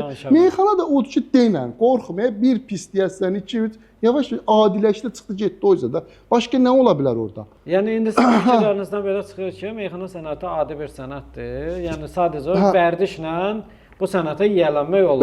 Bax, meyxanaçılar çıxır Maşdağadan hamısı çıxır. Görsənmə, Maşdağa bölgəsindən daha çox çıxıb. Mehman Əhmədli getdi, Əhməddə məktəb açdı. Oradan nə qədər adamlar çıxdı. Niyə? Çünki burada görürsən ki, bütün günü bunlar görürlər. Deyir, o aşıq gördüyünü çağırar. Bütün günü görürlər, deyirlər, olur. Məsələn, 5 dənə meyxanaçını götür, apar at bir rayona. Deyirəm, bu rayondan sonra çıxmayacaqsınız. Bundan sonra ömrü fəaliyyətiniz burada yaşayasınız. O rayondan görəcəksən ki, bir 20-30 dənə, bir 3-4 ildən sonra meyxanaçı çıxacaq. Yeni simalar çıxacaq. O 5 dənəyə baxa, bunlar da öyrənəcək. Maşdağada gözün açır. Məşəd babanın oğlu Mirzəlal 9 yaşında meyxana deyirdi. Necə deyir? Baxır, gözün açır, görür ki, atası rəhmətli, Allah rəhmət eləsin. Meyxana deyir. Bu da baxır ona yavaş öyrənir ki, vərdişə çevrilir onda. Adi bir şey olur. Məsələn, meyxanaçıların hansı gəlib mənlə oturub fəlsəfə, tarix, ədəbiyyat, dünya görüşündən söhbət eləyə bilər? Yox. Amma meyxanada hamısı mənə keçərlər. Bu deməkdir ki, onlar güclüdür, onlar savadlıdır məndən. Yəni, meyxana deyə bilir deyənə. Yenə də deyirəm də, burada vərdiş deyilən bir şey var. Səfirlər əsərində Jean Valjean 19 il katorqada dustaq yatır. 19 ildən sonra gəlir, gecə qalır keşiş yepiskop Miryelin evində. Onu gətirir, qəşəng çarpayda uzadır, yatızdırır. Bu ömrü boyu taxtanın üzərində yatır, 19 il katorqada. Yatanda orada bu narahat olur. Gözəl, qəşəng şeyin üstündə narahat olur. Orada Victor Hugo deyir ki, bu 19 il taxtanın üstündə yatıb. Yaxşı şey buna vərdiş deyil axı, bu taxtanı özündə yaxşı gör. Vərdiş elə bir şeydir ki, insan nəyə vərdiş elədir? Deyir ki, bir insan 13 gün davamlı eyni şeyi eləyirsə, o artıq o insanda vərdişə çevrilir. Bəli, vərdişə çevrilir. Bunlar üçün də vərdişdir. Bir müddətdən sonra vərdişə çevrilir, çıxır gedir o üzə. Amma indi siz danışırsınız belə, bizim məsəl üçün meyxanaçılardan elə Rüfət Nasosnu var, yəqin ki tanıyırsınız. Bəli, əlbəttə ki, niyə tanıyırsınız? Bu yaxınlarda da çox paylaşıldı, çox danışıldı. İctimai televiziyasında bir verilişə çıxdı, milyonçu verilişinə çıxdı və orada suallara verdiyi cavablarla, öz fikirləri ilə çox rəğbət qazandı. Hansı ki, mənim bildiyimə görə elə Rüfət Nasosnun özü də tarix müəllimidir. Valla Rüfət Nasosnun şəxsən mən deyirəm ki, tarix elmindən elə güclü savadı ola bilməz. Çünki onun savadı olsaydı, onun meyxanalarında biz onu görərdik. O meyxanada hansısa döyüşün, hansısa hökmdarın həyatından baş vermiş hadisədən, hər hansısa bir tarixi şeydən sitat gətirər, meyxana deyər. Biz Rüfət Nasosnunu hansı meyxanaları ilə tanırıq, sən canım? Baləlinin başqa versiyası kimi meyxanaları ilə tanırıq. Rüfət Nasosnunun bir meyxanası var idi ki, onunla məşhur, yağış yağır gözləyirəm, yağışda gözləyirəm. Yəni, Rüfət Nasosnu gəlsin, mənlə otursun, tarixdən söhbət eləsin də, gəlsin, otursun mənlə üzbəüz, tarixdən söhbət eləsin, başa salım görüm tarixi hansı şeydə bilir, bir-iki dənə qiymətin verim, tutaq ki, geçsin. Biz valla meyxanada bir dənə Rəşadda görmüşük ki, nəsə bir elmi sözlər, zadlar işlədib. Biraz da əruzla bağlı, şeiriyyatla bağlı rəhmətli Vülqar Biləcəri, Aydın Xırdalanlı, bunlarda görmüşük ki, nəsə bir şey deyiblər də, yəni ədəbiyyata, şeiriyyata bağlı. Rüfət Nasosov da tarixlə bağlı meyxanasında nə eşitmişik? Hansı, nə bilim, bir Teymur Ləngin adını çəksin, bir baş vermiş hadisədən, Şirvanşahlar dövləti, nə bilim, bir ərəblərin Azərbaycana gəlməsi, Qara qoyunlu, Ağ qoyunlu, Səlcuqlar dövləti, Səfəvilər, bir nəsə adını çəksin, bilək ki, bu nəsə toyda necə girsin? Hansı mövzuda girsin o toyda? 2 dənə kimya tələbəsi, 2 dənə meyxana bir dənə desən də neçə ildir Rüfət Nasosovla meyxana deyir? 10 ildir deyir, 15 il, 20 ildir deyir. 20 ildən öncə bir dəfə buna bir moment düşmədi ki, bir dənə nəsə elmlə ifadə eləsin. Şeydə 2 dənə kimya tələbəsi var, keçən dəfə internetdə qabağıma çıxdı. Elementlərlə bağlı meyxanalar deyirlər, elementlərlə. Elə xoşum gəldi ki, Quran haqqı kimya elmin bir növ insanlara həvəsləndirdilər. Sağ olsunlar, ikisini də buradan alqışlayıram. Yəni, elementlərlə bağlı qəşəng bir-birlərinə şeylər deyirdi. Sulfat turşusunun, nə bilim, hansı turşusunun açıqlaması nədir, nədir? Qardaş, bu demir, meyxana ləğv olunsun, açsın, çıxsın, geçsin. O vaxtda aşıqlar olurdu, bizdə aşıqlar. Qarabağ aşıqları ilə Şirvan aşıqları dəyişirdilər. Dəyişirdilər. Şirvan gedirdilər, rəqabət gedirdi. Orada bəyəm, onlar nə qayırır? Dəyişirdilər də bir-birlərinə. Bir-birlərinə qıfılbənd deyiləcək ona, bu, buna. Bu, neçə dənə şairin yaradıcılığın, özünün yazdığı şeirləri bir aşıq əzbərləyir. Bu birsin, bir 300 dənə də bu ikisinin də bazası var, ikisi də savadlıdırlar. Otururlar bir-birlərindən dəyişirlər. Oturub deyişəndə bu ona fikirlər deyir, bu qəşəng maraqlı, onun üstünə insanlar nəsə öyrənirdilər. Misal üçün, bu savadlı şəkildə tutaq ki, 2 dənə meyxana, nə bilim, Pərviz Bülbüləli ilə, nə bilim, Xosrov da şeydə 15 dənə dalbadal deyir, 20 dənə dalbadal. Vərdişdir də, yəni 15 dənə dalbadal demək nədir? Vərdiş. Biz universitetə girəndə, birini qoyub birinə keçirəm, universitetə girəndə, universitetdə yemək pişirə bilmirdi yaxı da, yemək ömrü mamam pişirib. Deyirdi, mama biz acından öləcəyik, nə qayıcı, tələbə olanda da mən nətər pişirəcəm yemək ki, ancaq qayğanaq yiyəcəyik biz, ancaq şor çörək yiyəcəyik. Deyirdi, tələsmə öyrənəsin. Bir müddətdən sonra həqiqətən gördüm, bu nədir ki, sub da pişirirdim, çolpa da pişirirdim, bozbaş da pişirirdim, kiftə hamısını bir-bir pişirdim. Adiləşdən bu nə çətir? Birinci insana, meyxana da çox xiridarazda çətin gəlir.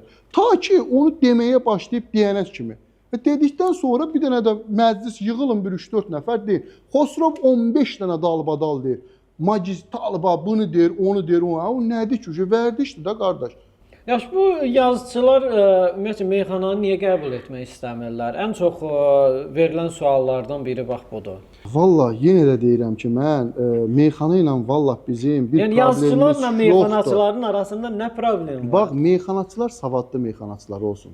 Valla savadlı olsunlar, kitab oxusunlar, elmi təbliğ eləsinlər, təhsili təbliğ eləsinlər. Çox gözəl, biz də deyək ki, həqiqətən insanlara nəsə verirlər, nəsə öyrədirlər. Adi meyxanada fikir ver, deyişəndə bir-birlərinə deyirlər ki, o qafiyə söz ötürür, deyir, söz ötürdü. Görürsənmi, burada özləri izah edirlər ki, bütün onun canı bir dənə sözdədir. Qafiyə nə ilə gedirsə, bütün meyxananın canı həmin o sözün içindədir. Bir dənə sözü tapmaq, o qədər söz deyilib ki, təzə söz olmalıdır, tapa bilmir. Bu biri buna söz ötürür. Görsənmi? Qalan digərləri hamısı o liboy bir adam deyər də. Bir dənə sözü ötür, o qafiyə ilə deyirsə, qafiyə uyğun hansı söz deyilməyibsə, onu ötür, o tap deyəcək, çıxdı getdi o. Yəni özləri bir növ göstərirlər ki, bütün meyxananın canı bir dənə söz əzbərirə, qalanları digər vərdişdir, vərdiş. Mehdi Masalının bir sözü var idi ki, deyir, meyxana bugünkü günü çox sevilir, çox qəbul olunur.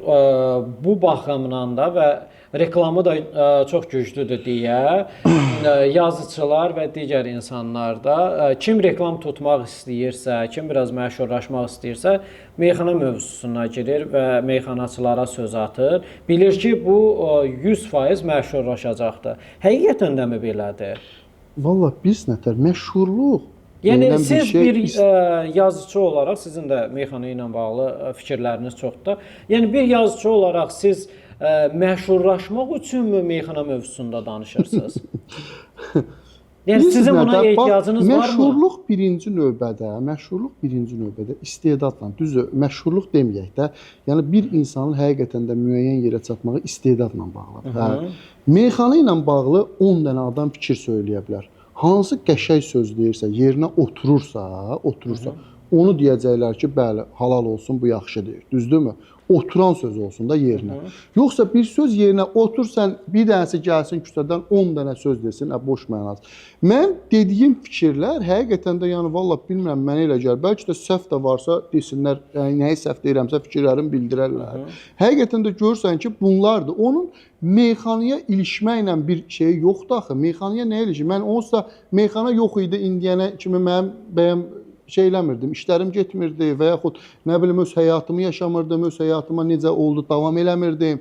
Sadəcə olaraq mən görürəm ki, meyxanaçıların çoxu öz üzərində işləmir, əziyyət çəkmir. Meyxanaçıların çoxu gedirlər, toy varsa toyla məşğuldur. Toydan sonra da gecə yığışacaqlar bir dənə otağa, qəlyan çəkəcəklər, siqareti pülləyəcəklər şap-şap dayanmadan. Bir gedin 3 dənə kitab oxuyun. Siz yazıçılardan daha çox özdəsiz də, cəmaət içindəsiz. Düzdür, cəmaət içindəsiz.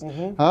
Bir cəmiyyətin inkişafı üçün nəsə bir şey, siz də bir şey eləyin də, bizdən daha bəlkə Pərviz Bülbülənin dediyi bir bənd məndən daha çox cəmiyyətə xeyir olar. Çünki o məndən daha çox tanınır da, mən elə tanınmıram, o daha çox tanınır.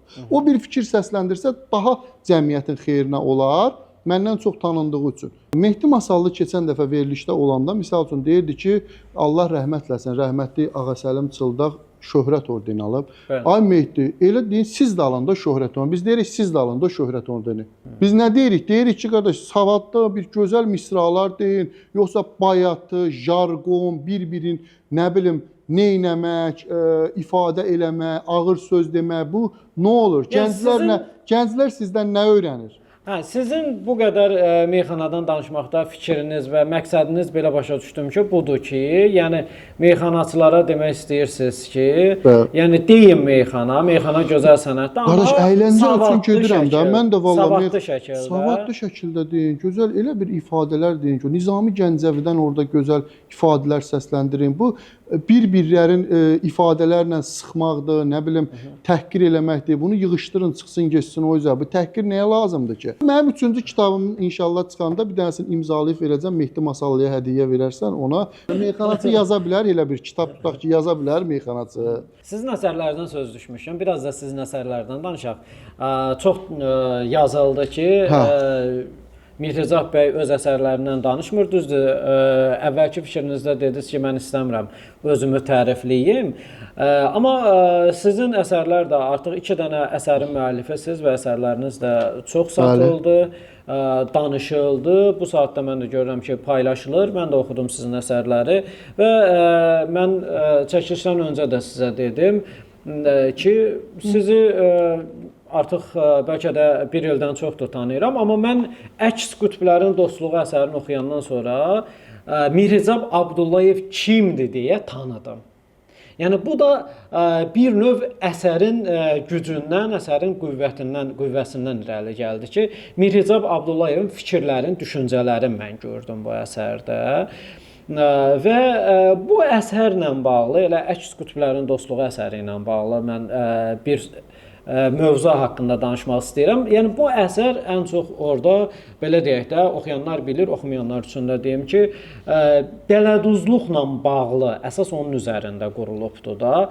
Və burada əsərdə siz dələduzluqla bağlı elə fikirlər vermisiniz, elə fikirlər açmısınız ki, orada dayı obrazı var, adı yadımdan çıxdı. O obrazın, belə deyək də, simasında, o obrazın dili ilə elə cümlələr yazmısınız ki, bir anlıq əsəri oxuyanda adam fikirləşir ki, bəlkə mən də bu planı eləyim, mən də dələduzluq eləyim. Siz bundan narahat olmadınızmı ki, bu əsəri yazanda sizin oxucularınız, belə deyək, 18-20 yaşında, 22 yaşında cavanlar bu əsəri oxuyanda sizin bu tərzdə açıq-aşkaranə şəkildə dələduzluqla bağlı verdiyiniz fikirlərdən gedib yararlanıb daha çox dələduzluq eləyə bilərlər? Bax, hər bir problemin yaranı və davam eləməsi onun aşkara çıxana kimidir. O aşkara çıxırsa, insanlar maariflənirsə. Bu kitabın mən rayonlara da yola salmışam. Neçə rayonun kitab evlərində də var, hamısında kitab evləri var. Bütün səhifələrdə də reklamını verirəm. İnsanlar və onunla da bağlı şərhlər də var, kitab blogerlər də yazır ki, insanlar oxuyub, onu maarif. Bu kitab yazılmasa, onsuz da bu dələduzlar bu işləri görürlər. Düzdür? Düzdür. Onsuz da görürlər. Mən onsuz da, yəni bildi, bilmədi o. Mən bunu əslində açıb ictimaiyyətə deyirəm ki, maariflənin. Misal üçün cinayət və cəzada Dostoyevski hər hansısa bir prosesləri açır. Anna Karinada başqa bir şeyləri açır. İnsanın təfəkkürünü düşünməyə çalışır. Bizdə də burada izah edirəm ki, insanların dələduzlar necə psixoloji cəhətdən aldadırlar. Necə onu eləyir də, onun hissləri ilə oynayırlar. Onları açmağa çalışıram. Yaxşı, mən yazmasam... Mövzu elədir ki, bugünkü günümüzlə tam birəbir uyğunlaşan mövzudur. Hansı ki, orada əsas Atabərk və onun çetəsi, onlar əsas hansı insanları aldadırdılar? Bir problemi olan insan. Məsəl üçün, bugünkü gündə aktual mövzu olan bir məsələdir ki, torpaq məsələləri. Torpaq məsələlərin burada özəlləşdirmək istəyir. Ondan sonra torpaq məsələləri ilə bağlı ev tikmək istəyir. 1800-cü ildə torpaq məsələlərin dələduzların elədiyi onu Anna Karinada Lev Tolstoy yazıb. Levin obrazı o Stepan Arkadiçlə olan səhnədə qeyd eləyib. Yəni, üstündən 200 il keçib bunu oxumayıblar. Yenə gəlirlər bu biri dələduzluğun qurbanı olurlar. Düzdür? Qardaş, oxuyun da, bu meyxanadan qoyun qırağa, meyxananı qoyun qırağa, gedin kitab oxuyun, aldanmayın da. Əks qütblərin dostluğunda bir səhnə var ki, bu Atabərk və onun qrupu həbs olunur. Onların valideynləri, uşaqların valideynləri gəlirlər, plan qururlar ki, gəlin planı ilə quraq. Bütün məsələləri dayı öz üzərinə götürsün, uşaqlar azadlığa çıxsın. Və belə də olur, uşaqlar azadlığa çıxır və burada bunların həbs olunmağı çox qısa bir zaman çəkir. Nə dərəcədə düzgündür ki, orada Atabərk bir dərs götürmədi deyə yenə getdi dələduzluq elədi. Övlad elə bir şeydir ki, o deyir düşmən qapısına da aparır valideyni, deyir övlad elədir ki, düşmən qapısına da aparır valideyni. Bəli, razıyam.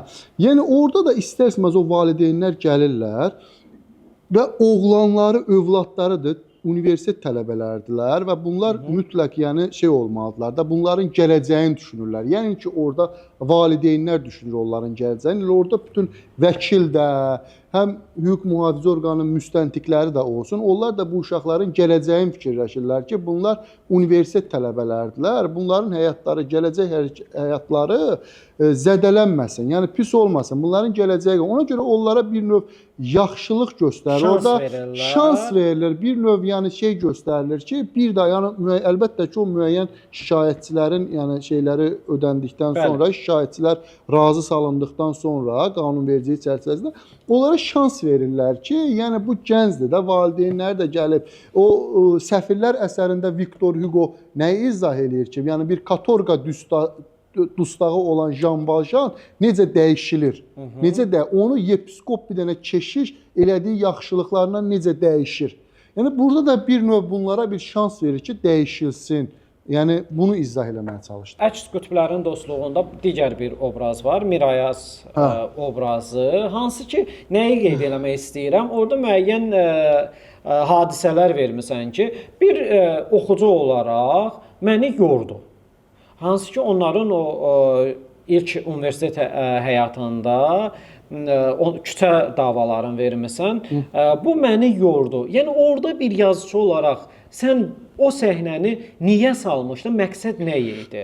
Məqsəd yəni bugünkü gün 17-18 yaşında olan gənclərimiz, tələbə olan gənclərimiz hamısı o Mirayazın keçirtdiyi o yolu, o başına gələn hadisələri məncə bir 80% tələbə oxuyanda görəcək. Sizin özünüzün də elə bəlkə 100% demirəm, bir 80%, 70% olub. Olub. Orada da prototiplər birinci sinifə getməklərindən 42-43 yaşlarına kimi bağlısına gələn hadisələr ki, yavaş-yavaş prototiplər böyüyürlər. Orada da o universitet həyatıdır ki, yəni olmuş hadisələrdir ki, o Mirayaz bir insan necə dəyişilir, necə mükəmməl olur, başına gələn hadisələr necə olur, onları bir-bir izah eləməyə çalışmışam. O küçə həyatda bugünkü gündə, yəni hələm indi bəlkə də azalıb, amma yenə də var. Bu qədər kameranın, bu qədər şeyin olduğu bir mühitdə, yəni hüquq mühafizə orqanlarının da müəyyən qədər, yəni hadisələrə nəzarət etdiyi bir zamanda yenə də görürsən ki, nə qədər hadisələr olur, cinayətlər olur, tələbə, gənclər arasında görürsən biri-birini bıçaqlayıb, biri-birini vurub. Hə, orada baxmaq üstündə dava olur, bir dənə baxmaq üstündə. Mən onun izahını verirəm ki, yəni bir insan, ali varlıq olan insan bir-birinə baxmağın üstündə niyə baxırsan, nə səbəbə baxırsan? Orada izah edirəm ki, iki xoruzu gətirib atırsan yerə, var da məncə orada, gətirib atırsan, bir-biri ilə savaşır. Amma Həbib Nurmuhəmmədovla McGregor-ı gətirib çıxardırsan ki, savaşır, deyir, nə verirsən? Deyir, 10 milyon biruzə verəcəm, uduzana 5 milyon verəcəm, udana 10 milyon. Deyirlər, indi savaşırlar. Məqsədi var.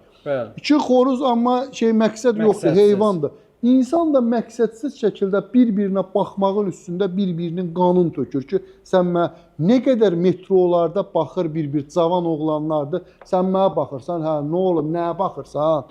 Bunun üstündə nə qədər davalar düşür? Bugünkü gün özündə də nəyə baxırsan? Bu baxmağı izah edirəm ki, cavan gənclər baxmaq üstündə bir-birinin qanın tökür, bir-birini vururlar, öldürürlər.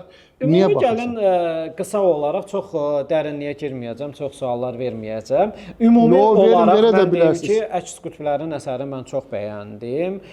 Mənim üçün çox gözəl bir əsər oldu. Müasir dövrü əhatə edir. Əsər özü axıcıdır. Əsərdə ən çox xoşuma gələn tərəfləri də nə oldu? Bu səhifəni oxuyursan, istəyirsən ki, növbəti səhifəyə keçəsən ki, görürsən bu hadisənin davamı nə oldu.